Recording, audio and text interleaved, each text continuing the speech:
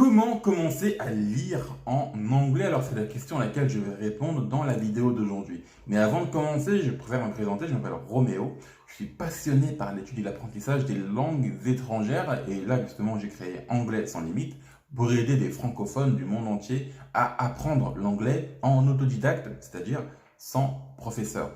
Avant de commencer cette vidéo, n'oublie surtout pas de télécharger mon guide gratuit dans lequel je te raconte les 7 plus grosses erreurs que font tous les francophones qui veulent apprendre l'anglais. Ce sont des erreurs qui empêchent les gens de progresser, qui font qu'ils se démotivent et qui finissent par se désintéresser pour au final abandonner l'apprentissage de l'anglais. Donc si tu veux être sûr de ne pas faire ces erreurs, ou si tu veux être sûr que tu ne les fais pas déjà, eh bien télécharge le guide, il est gratuit, il est dans la description.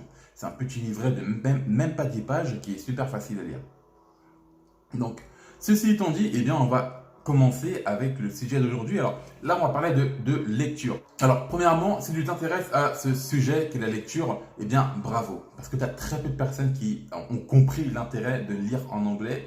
Franchement, j'ai envie de te féliciter parce que je sais que beaucoup de personnes ne comprennent pas l'importance de la lecture lorsqu'il s'agit d'apprendre l'anglais. Moi, je me souviens quand j'étais encore à la fac, j'avais une camarade en fait qui passait son temps à lire en fait. Et moi à l'époque, je ne savais pas qu'elle lisait en anglais. Puis au final, je suis parti voir en fait cette fille. Je lui ai demandé, mais qu'est-ce que tu lis en fait comme livre? Elle m'a dit que c'était un livre. Alors j'ai oublié le nom du livre parce que bon, c'est pas ça l'intérêt de toute façon. J'ai oublié le nom du livre. Par contre, ce dont je me suis souvenu, c'est que c'était un livre qui était en anglais. Et il faut savoir que cette fille, en fait, elle avait un très bon niveau en fait en anglais. C'était vraiment l'une des meilleures de la classe. Hein. C'est vraiment, tu vois, t'as toujours un meilleur de la classe à chaque fois. Et là, pour le coup, c'était elle. Et elle était trop forte. Elle avait un très bon vocabulaire. Elle était très forte aussi en syntaxe, en grammaire, en conjugaison. Parce que forcément, elle s'était habituée à lire en anglais et donc à penser peu à peu en anglais. Donc si toi aussi, tu veux commencer à lire en anglais, que tu aimerais avoir les mêmes résultats que cette fille, regarde bien cette vidéo du début à la fin parce que je vais te raconter en fait plusieurs étapes par lesquelles tu vas devoir passer. Et donc les dernières étapes sont les plus importantes. Donc regarde bien du début à la fin. Donc première chose à faire lorsque tu veux commencer à lire en anglais, c'est de tout simplement commencer à choisir un thème et un support qui te correspond.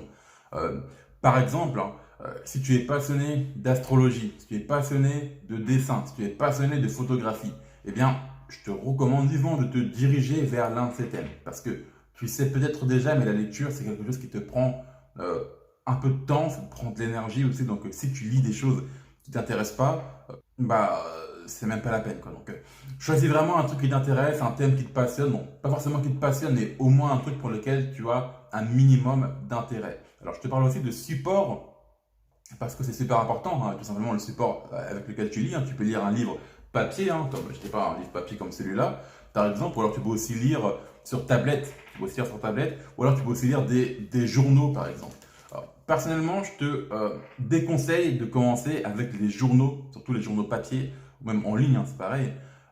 Si tu débutes en anglais, je te déconseille vivement de commencer à lire sur des journaux parce que tu vas apprendre beaucoup de vocabulaire. Déjà qui est assez technique, mais aussi qui est spécifique au vocabulaire de la presse. Donc, si tu débutes en anglais, c'est pas du vocabulaire qui va t'aider. Franchement, moi, j'ai commencé à lire des journaux quand je suis rentré à la fac.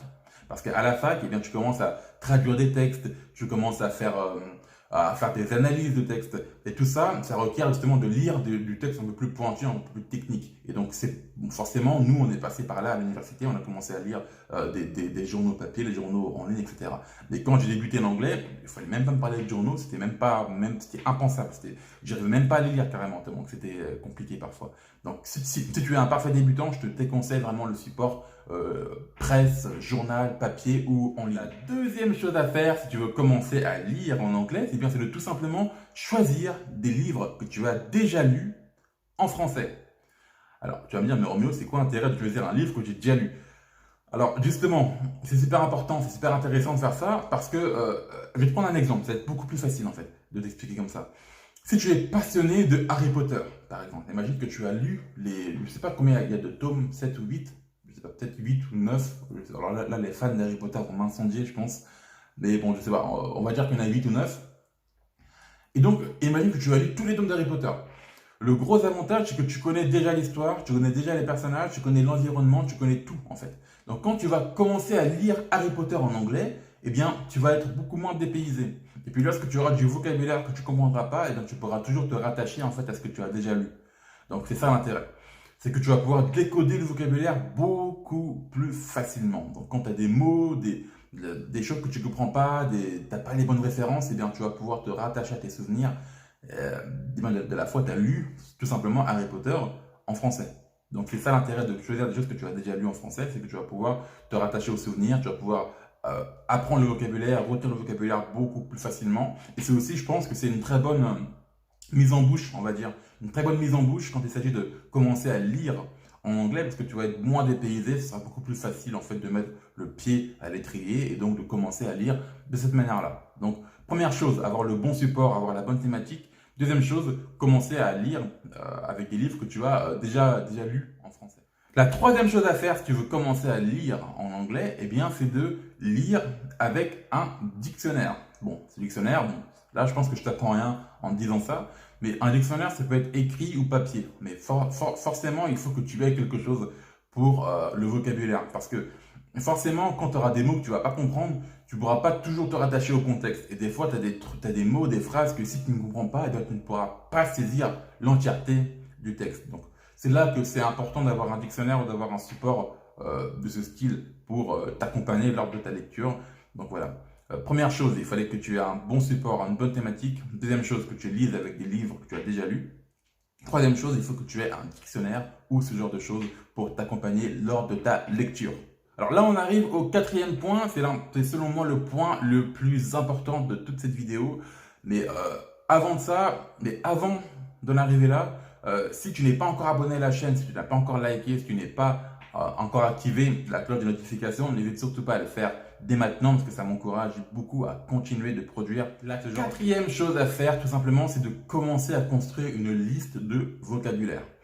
Alors tu vas me dire, mais Roméo, c'est bien beau de construire une liste de vocabulaire, mais comment je fais pour le faire efficacement? Parce que voilà, on m'a toujours dit, moi, que voilà, les listes de vocabulaire, ça servait à rien, blablabla, blablabla. Alors là, il y a quelque chose de super efficace que tu dois faire quand il s'agit de lire en anglais, c'est de commencer à construire des listes de vocabulaire, mais pas n'importe comment. Tu vas te concentrer sur le vocabulaire le plus courant.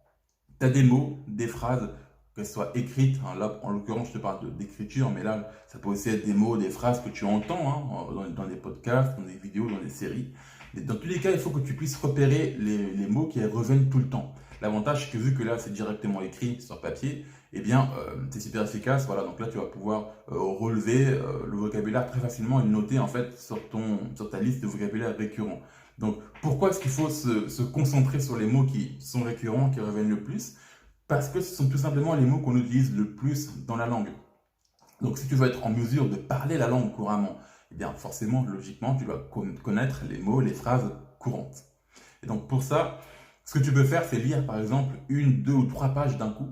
Et ensuite, dès que tu as des mots que tu ne comprends pas, eh bien, tu les surlignes. Tu surlignes, tu mets tout dans ton petit calepin et puis après, tu vois, sur Google Traduction.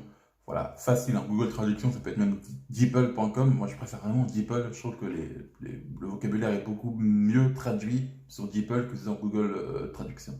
Donc, tu vas sur l'un de ces trucs et tu traduis tout simplement les mots de ta liste. Après, ce que tu peux faire aussi, c'est apprendre par cœur, en fait, tous ces mots.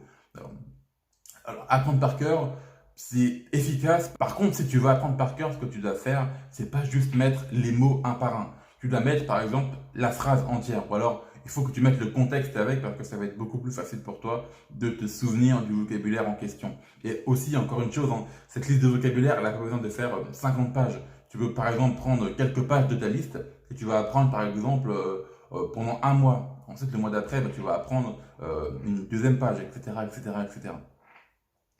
Donc maintenant, tu as tout le système à mettre en place si tu veux commencer à lire en anglais. Avant de terminer cette vidéo, n'oublie surtout pas de télécharger ton guide pour apprendre l'anglais dans les meilleures conditions. Alors je te rappelle que dans ce guide, je te parle des 7 plus grosses erreurs que font tous les débutants qui veulent commencer à apprendre l'anglais. Si tu veux être sûr de ne pas faire ces erreurs ou que tu ne les fais pas déjà, eh bien télécharge le guide, le lien est dans la description et bien sûr le guide est gratuit. N'oublie surtout pas aussi de t'abonner à la chaîne YouTube, de mettre un like, de mettre un commentaire aussi en me disant quel genre de vidéo tu aimerais plus voir sur cette chaîne. Et moi je te dis à la prochaine pour une nouvelle vidéo. Salut!